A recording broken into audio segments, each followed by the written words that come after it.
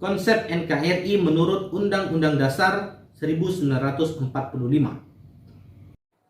Terus belajar, jaga kesehatan, dan jangan lupa subscribe.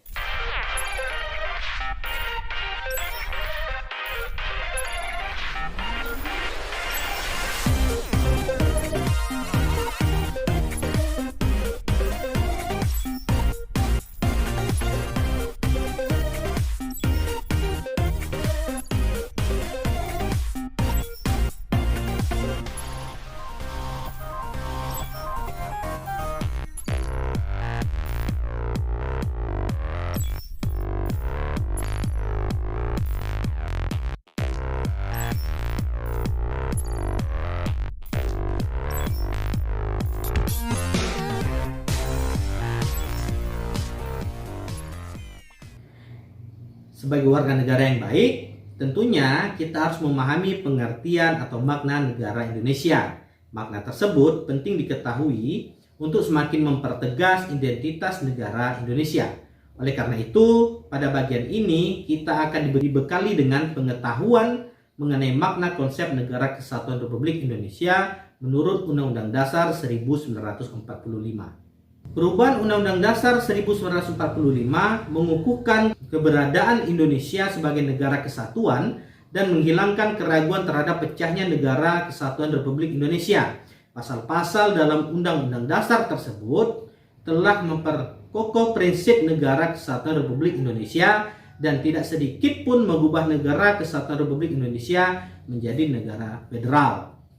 Pasal 1 ayat 1 Undang-Undang Dasar 1945 yang merupakan naskah asli mengandung prinsip bahwa negara Indonesia adalah negara kesatuan yang berbentuk republik.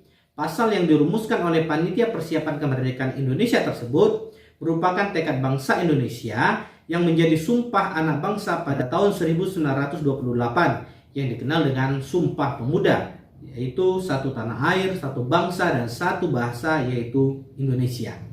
Wujud negara kesatuan semakin kukuh setelah dilakukannya perubahan Undang-Undang Dasar 1945.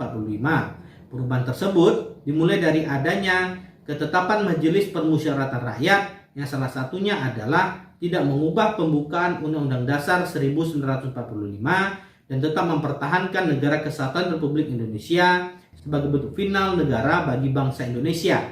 Kesepakatan untuk tetap mempertahankan bentuk negara kesatuan didasari pertimbangan bahwa negara kesatuan adalah bentuk yang ditetapkan sejak awal berdirinya negara Indonesia.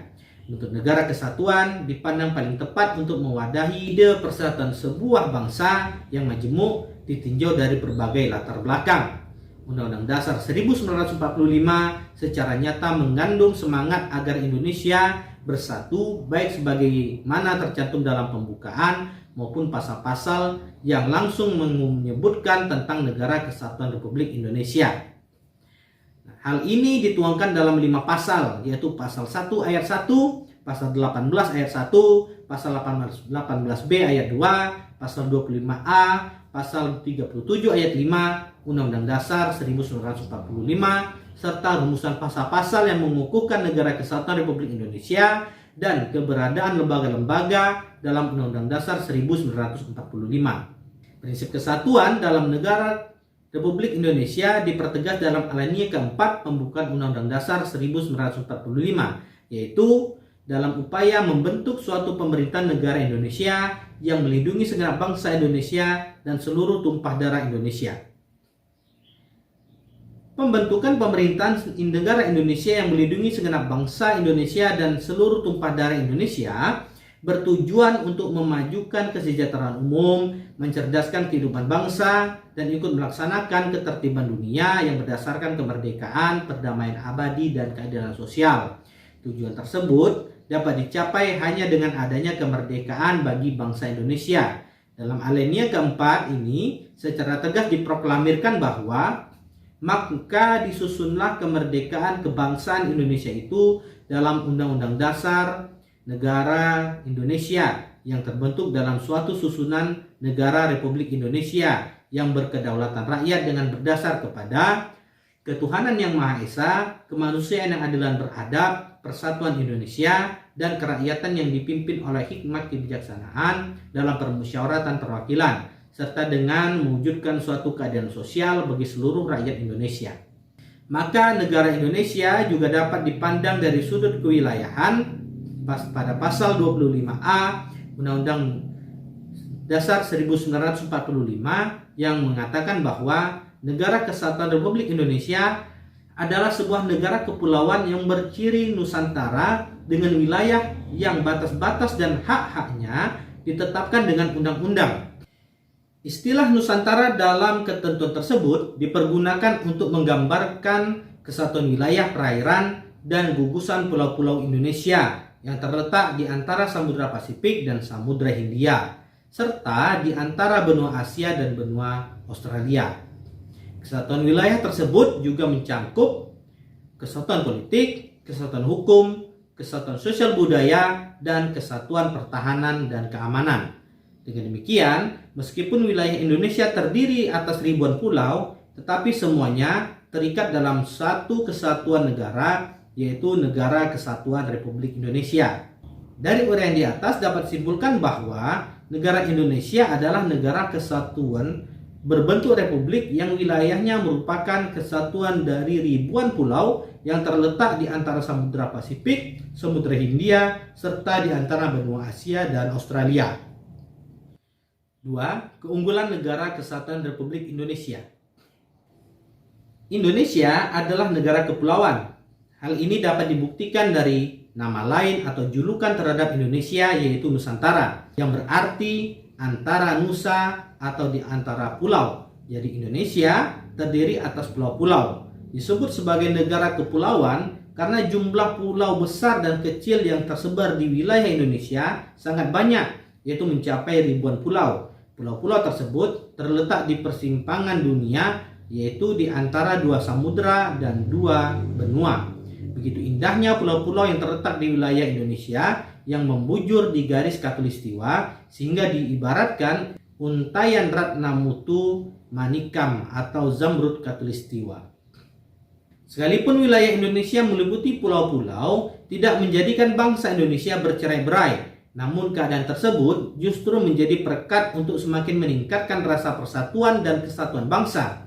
Hal ini dikarenakan secara yuridis, formal bangsa Indonesia telah mempunyai landasan yang kuat. Misalnya dinyatakan dalam Undang-Undang Dasar 1945 pada alinea kedua. Selain itu, pada pasal 1 ayat 1 dinyatakan bahwa Indonesia ialah negara kesatuan yang berbentuk republik. Dengan demikian, sekalipun secara nyata Indonesia terdiri dari berbagai keanekaragaman penduduknya yang tersebar di berbagai pulau besar dan kecil, tidak menjadikan bangsa Indonesia bercerai-berai.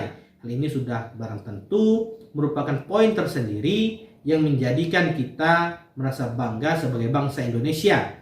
Melihat dan mencermati kondisi yang letak geografis wilayah Indonesia, sudah sewajarnya lah setiap insan yang merasa dirinya sebagai warga negara Indonesia mempunyai kebanggaan tersendiri sebagai warga negara Indonesia.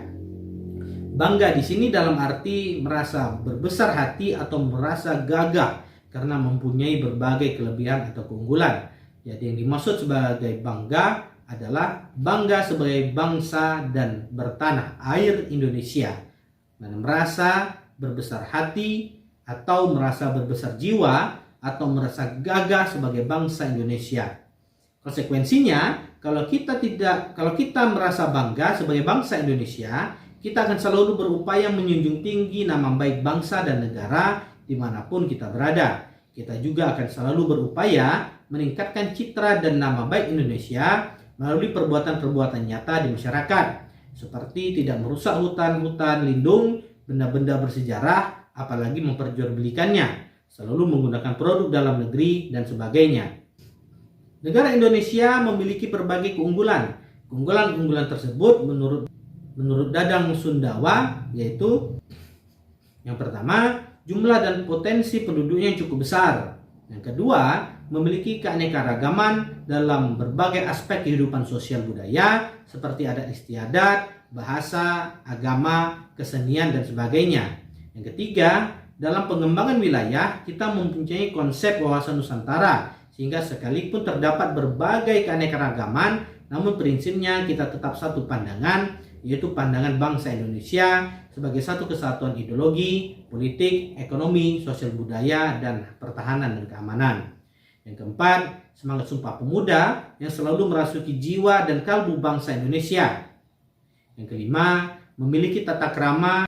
Yang keenam, letak wilayahnya yang amat strategis, yaitu di posisi silang dunia, sehingga membuat Indonesia menjadi wilayah yang amat ramai dan mudah untuk dikunjungi dan disinggahi oleh bangsa-bangsa lain. Yang ketujuh, keindahan alam Indonesia yang tidak disangsikan lagi, seperti pantai-pantai yang ada di Bali, di Sumatera, Jawa Barat, dan lain-lain. Yang kedelapan, salah satu keajaiban dunia juga ada di Indonesia, yaitu Candi Borobudur yang tidak sedikit menarik wisatawan untuk datang ke Indonesia.